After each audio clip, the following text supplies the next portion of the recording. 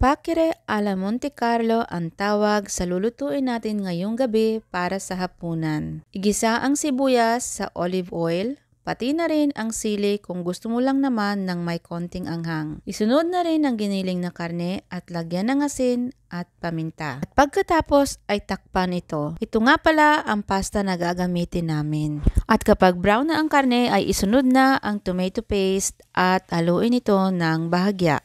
Isunod na rin natin ang cream. At ilagay na rin natin ang pesto. At ayan, ready na ang ating pasta sauce.